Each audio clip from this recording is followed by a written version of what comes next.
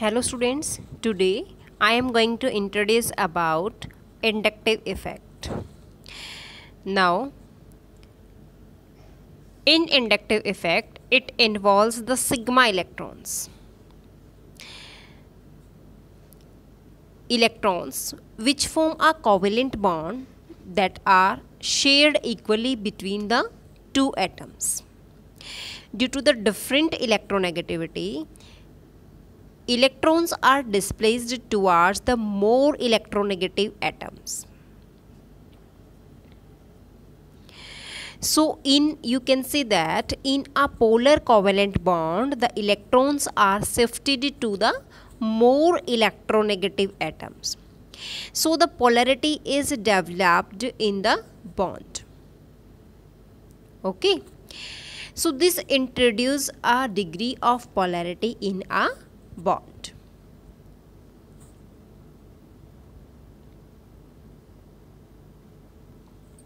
Like this, ये देखो बेटा, कार्बन इसके पास 3 बॉन्ड्स प्रेजेंट है और 1 बॉन्ड इधर है, 4 बॉन्ड्स है, Cl.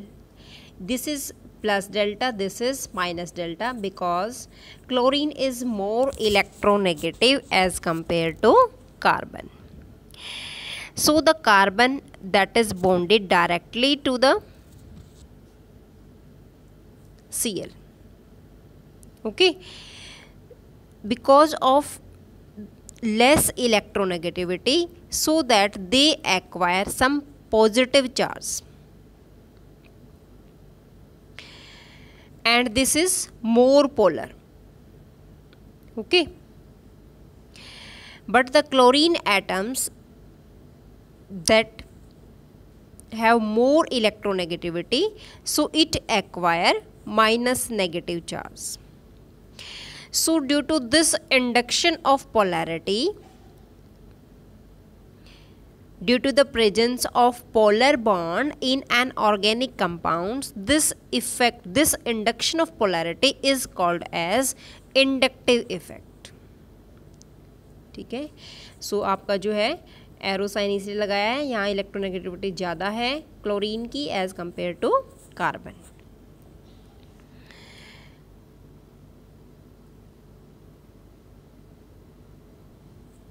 देखो बेटा, the more electronegative atoms that acquire small negative charge and the less electronegative atoms that acquire some small positive charge. This is plus delta.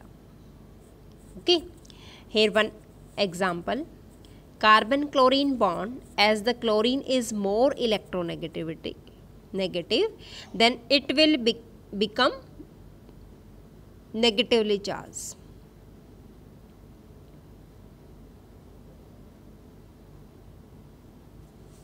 With respect to the carbon atom. Okay.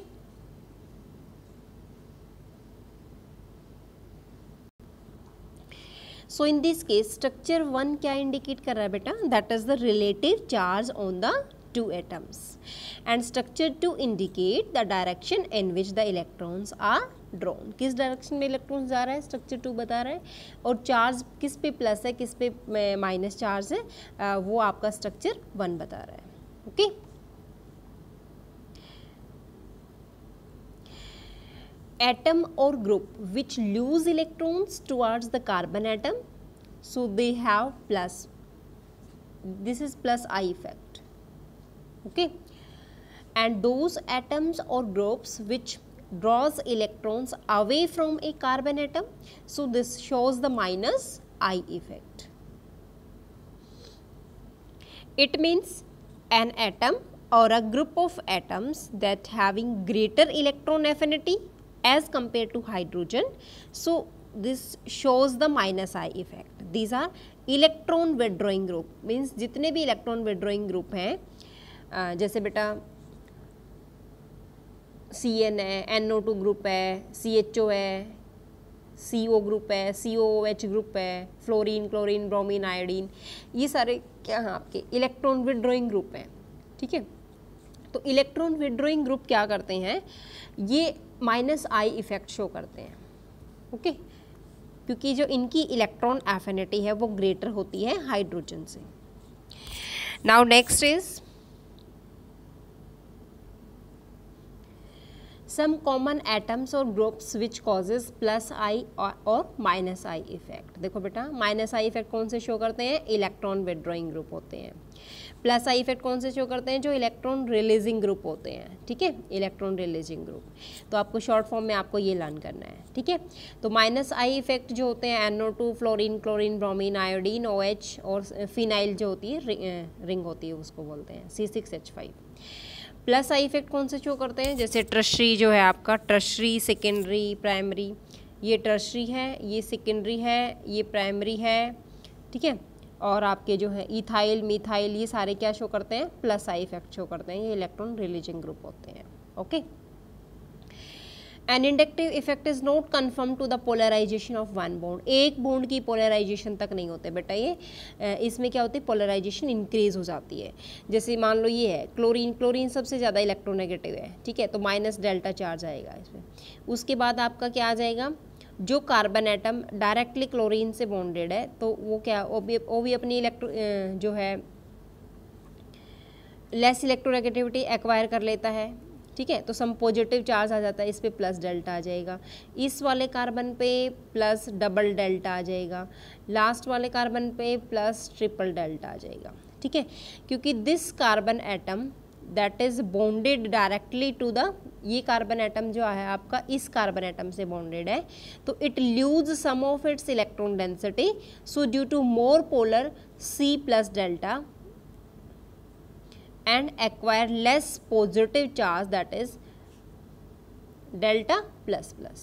Okay, तो इस वाले carbon पे जो है आपका plus plus charge आ जाएगा।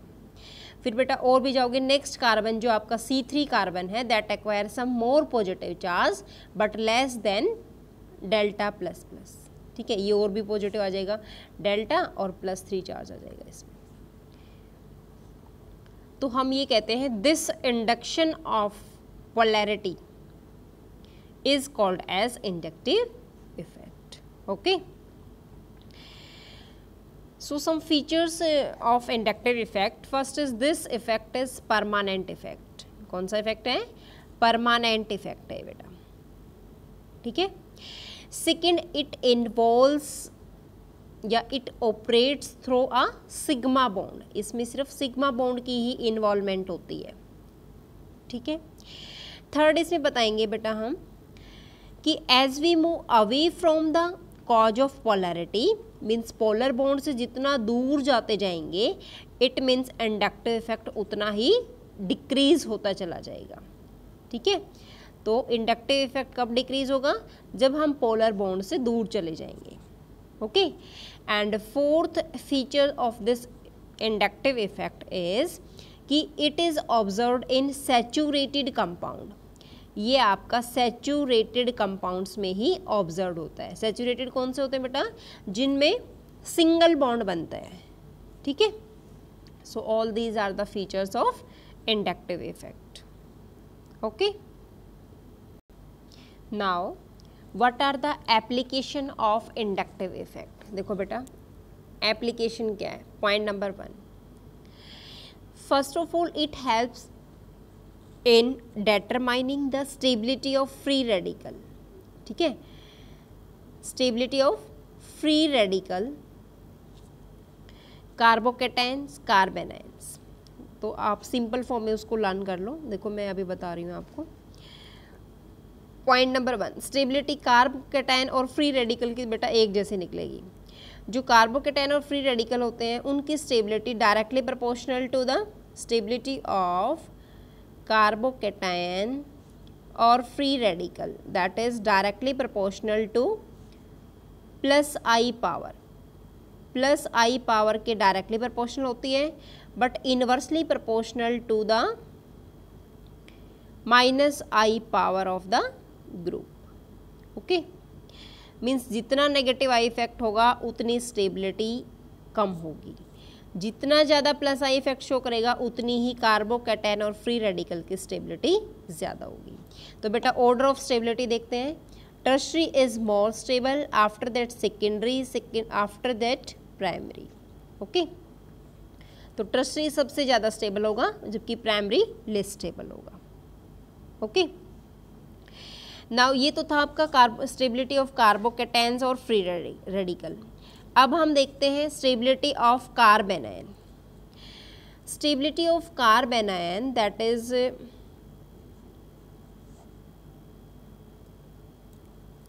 Directly proportional to minus I power, ये opposite होता है बेटा, और inversely proportional to plus power. ठीक है, तो इसमें स्टेबिलिटी पहले प्राइमरी बेटा, फिर secondary and after that tertiary. Okay, तो ये ज़्यादा स्टेबल होगा। सेकेंड एप्लीकेशन क्या है बेटा इसकी? फर्स्ट तो आपकी स्टेबिलिटी थी of carbocation, carbanion and free radical. Second is it help in determining the strength of acid and base. ठीक है, how will you calculate the strength of acid and base?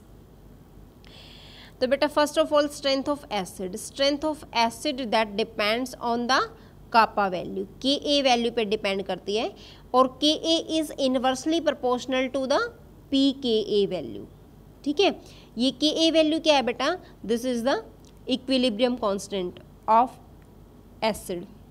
ठीक है, acid के लिए ए use करेंगे और base के लिए हम के बी यूज़ करेंगे। ठीक है, तो अगर हमारे पास एसिड एनायन की स्टेबिलिटी ज़्यादा होगी तो के वैल्यू भी ज़्यादा होगी और एसिड की स्ट्रेंथ भी उतनी ही ज़्यादा होगी। ठीक है, तो ये जो स्टेबिलिटी होती है ये किस पर डिपेंड करती है? That is in the case of acid anion के केस में क्या लेंगे हम? एसिड एनायन के केस में it depend on the minus I effect, minus I effect पर डिपेंड करती है ये, और inversely proportional to the plus I effect. ठीक है, directly proportional to minus I effect, inversely proportional to plus I effect. Okay, so we can say that the strength of acid increases with the attachment of group showing minus I effect, and the strength of acid decreases with the attachment of group showing plus I effect. Okay, here one question arise, एक आपके पास ये बेटा formic acid और एक आपके पास ये है, this is benzoic acid. One is formic acid and another is benzoic acid. Which is more acidic? इन दोनों में से कौन सा ज़्यादा एसिडिक होगा? तो बेटा सबसे ज़्यादा एसिडिक कौन सा होगा? Formic acid is more acidic then the benzoic acid. क्यों बेटा? बिकॉज फिनाइल रिंग के अंदर क्या आ जाएगा? रेजोनेंस, क्योंकि इसके अंदर क्या आएगा? रेजोनेंस आ जाएगी, और रेजोनेंस जो होती है वो डबल बॉन्ड से होती है, क्योंकि डबल बॉन्ड कैरेक्टराइज हो जाएगा। ठीक है, तो लेकिन इंडक्टिव इफेक्ट तो केवल सेचुरेटेड कंपाउंड्स के लिए ही एप्लीकेबल है। ठीक है, तो ये जो है आपका इंडक्टिव इफेक्ट शो करेगा। ठीक है, लेकिन फिनाइल रिंग जो है ये क्या शो करेगी बेटा? माइनस आई इफेक्ट शो करेगी, माइनस आई इफेक्ट शो करेगी। ठीक है, क्योंकि रेजोनेंस है, और रेजोनेंस ऑफ फिनाइल ग्रुप की वजह से ही ये क्या रहेगा बेटा? लेस एसिडिक रहेगा। ओके, नाउ नेक्स्ट इज, अब हम बताएंगे बेटा बेस की स्ट्रेंथ। अभी हमने एसिड की बताई थी, तो स्ट्रेंथ ऑफ बेस किसके इक्वल है बेटा? Strength of base is directly proportional to the plus I effect. तो बेटा ये दोनों आपस में अपोजिट होते हैं। एसिड माइनस आई इफेक्ट के प्रोपोर्शनल था, बेस माइनस, ठीक है, जो स्टेबिलिटी जो स्ट्रेंथ थी आपकी बेस की वो किसके प्रोपोर्शनल थी? माइनस आई इफेक्ट के प्रोपोर्शनल थी। और जो बेस की स्ट्रेंथ है बेटा वो किसके प्रोपोर्शनल है? प्लस आई इफेक्ट के प्रोपोर्शनल है। ओके, तो अपोजिट होता है, और inversely proportional to the 1 minus I effect. ठीक है, तो आप इस तरीके से इसको अपोजिट में लिख सकते हो। ओके,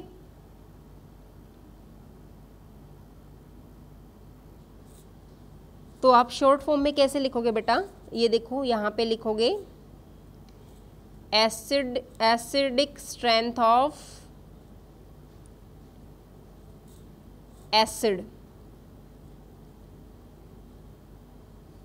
इसमें लिखोगे plus I effect, plus I effect, यहाँ लिखोगे माइनस आई इफेक्ट। तो बेटा एसिडिक स्ट्रेंथ ऑफ एसिड इसमें प्लस माइनस आई इफेक्ट में that will be increases in this group, but in case of plus I effect it will be decreases.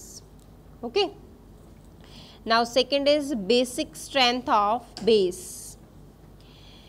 Basic strength of base in this case plus I effect increases and minus I effect that will be decreases. Okay, now next question is electromeric effect. Next आपका topic है बेटा E effect. E means electromeric effect. जो आपकी बेटा इस case में polarity develop होगी, ठीक है, the polarity developed due to the complete transfer of electrons, कौन से इलेक्ट्रॉन्स बेटा, pi electrons, to the any of the atoms that are linked directly to the multiple bond in presence of attacking reagent. Okay, so this type of effect is called as electromeric effect. ठीक है, देखो बेटा इसमें short में हम क्या बोलेंगे कि जो हमारे पाई इलेक्ट्रॉन्स हैं उनकी कंप्लीट ट्रांसफ़र हो जाती है किसके ऊपर, मल्टीपल बॉन्ड के ऊपर, या तो डबल बॉन्ड होगा बेटा या ट्रिपल बॉन्ड होगा, लेकिन इसमें हमें रीजेंट चाहिए, अटैकिंग रीजेंट की प्रेजेंस में ही ये इफेक्ट शो होगा। Okay, so this type of effect is called as electromeric effect और ई इफेक्ट। ठीक है, अब आप बता सकते हो बेटा this effect is temporary effect. ये कौन सा इफेक्ट है बेटा, टेम्परेरी इफेक्ट है। Okay, second, it operates only in presence of attacking reagent. Okay, this effect is a strong effect. क्यों है बेटा strong, because it involvement of week pi bonds, इसमें वीक पाई बॉन्ड की involvement होती है, so it is a strong effect. Okay, the electromeric effect that is represented by, ये देखो बेटा जैसे मान लो ए डबल बॉन्ड बी है, तो इसमें क्या होगा बेटा, ये आपका अटैकिंग रिएजेंट डाल दिया, ये वाला बॉन्ड आपका टूट जाएगा और यहाँ पे इसके इलेक्ट्रॉन्स कंप्लीट यहाँ पे ट्रांसफर हो जाएंगे। ठीक है, तो इसमें क्या होता है बेटा, जो आपके 2 पाई इलेक्ट्रॉन्स हैं वो आपके क्या करेंगे, कंप्लीटली ट्रांसफ़र हो जाएंगे एक एटम से दूसरे एटम में। तो बेटा इस पे पॉजिटिव आ जाएगा और जिसने लिया है उस पे नेगेटिव आ जाएगा। ओके, तो इसको हम क्या बोलेंगे, इलेक्ट्रोमेरिक इफेक्ट बोलेंगे। इसको हम कर्व एरो से शो करते हैं, this is the curve arrow, CURVED, curved arrow. Okay,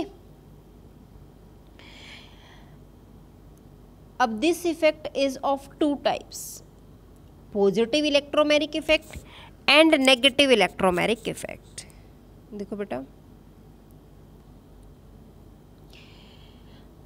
curved arrow that shows the displacement of electron pair. आप ऐसे करते हो तो इससे ये पता लगता है कि इलेक्ट्रॉन्स पेयर यहाँ से यहाँ तक डिस्प्लेस हुए हैं। ठीक है, तो बेटा मान लो एटम ए था आपका और ये एटम बी था, जब इसका डबल बॉन्ड यहाँ से गया, तो जो एटम ए है बेटा उसने अपने इलेक्ट्रॉन पेयर को क्या कर दिया, लॉस्ट कर दिया है। बी ने क्या किया बेटा, गेन किया है।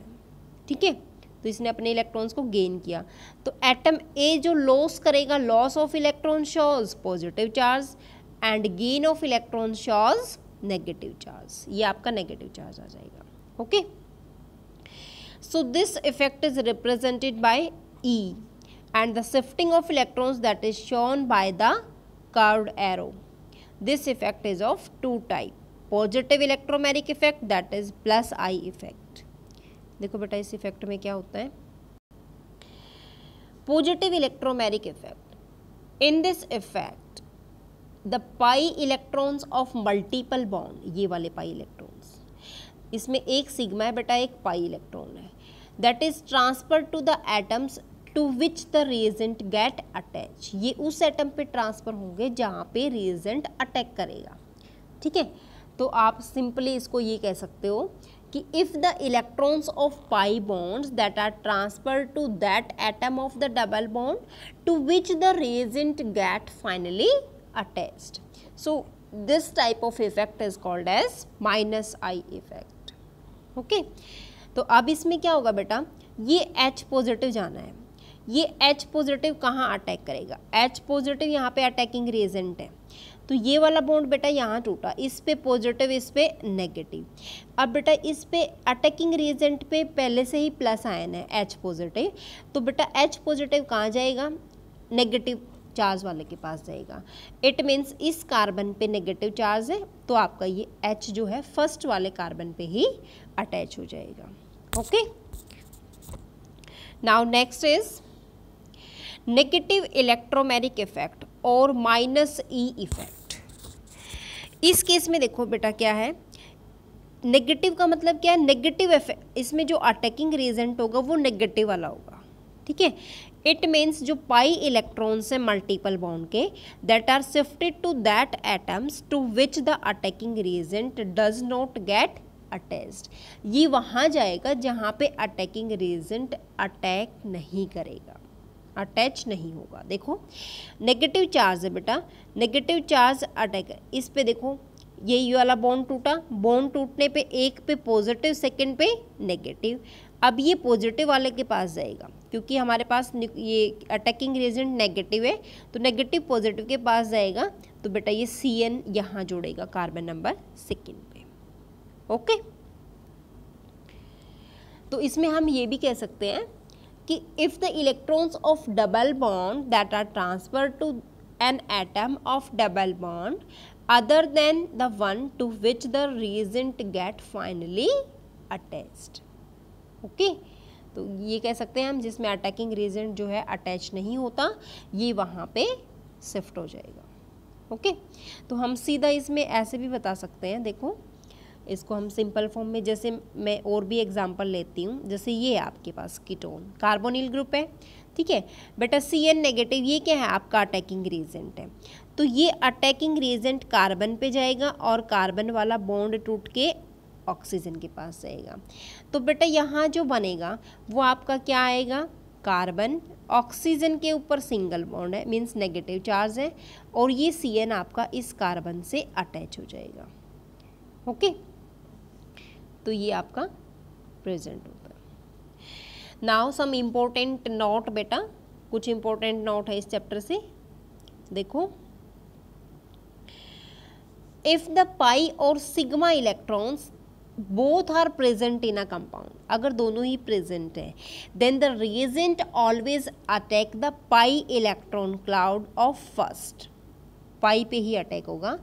क्यों अटैक होगा बेटा, because the pi electron cloud is always much more exposed than the sigma electron cloud. Okay, second important note ये है बेटा कि अगर इंडक्टिव और इलेक्ट्रोमैग्नेटिक इफेक्ट दोनों ही अपोजिट डायरेक्शन में शो हो रहे हैं, देन उस केस में हम इलेक्ट्रोमैग्नेटिक इफेक्ट को ज़्यादा प्रेफरेंस देंगे as compare to inductive effect. Okay, तो electromagnetic effect predominate over the inductive effect. Now the last effect, that is hyperconjugation or no bond resonance effect. This is fourth effect. First is resonance effect, second is inductive effect, third is electromagnetic effect, and fourth is hyperconjugation effect. This is also called as no bond resonance effect. In this effect, when the alkyl group that is attached to the unsaturated system, it means a double and triple bond is formed.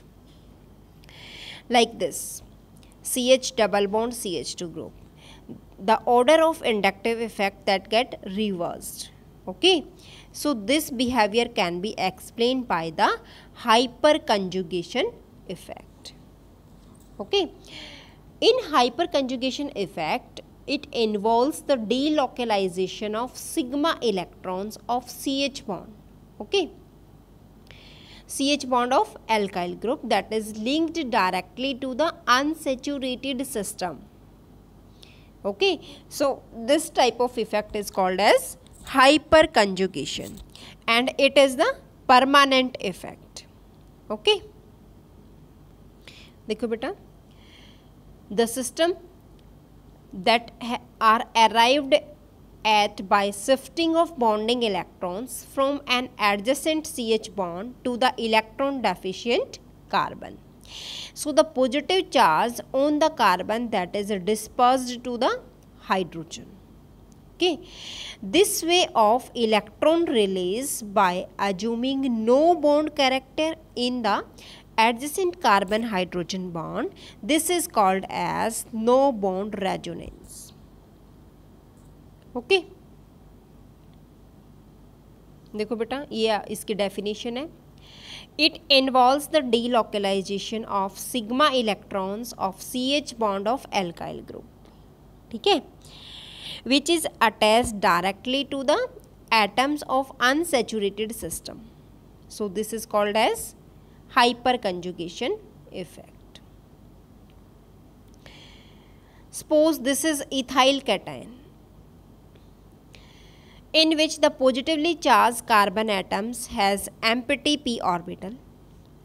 One of the CH bond of methyl group that are aligned in the plane of this empty p orbital. देखो बेटा, इस कैसे होता है ये देखो, ये carbon है, this is hydrogen, this carbon having positive charge और दिस आर हाइड्रोजन.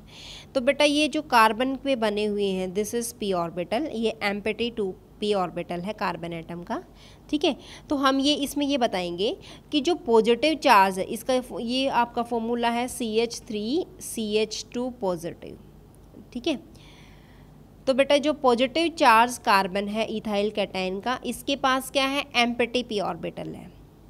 ठीक है, और ये इसके बिल्कुल अलाइनमेंट में है, मीन्स इसका जो CH बॉन्ड है दैट इज इस वाले कार्बन का CH bond that is aligned in its plane and the electrons of CH bond that can be delocalized into the empty orbital.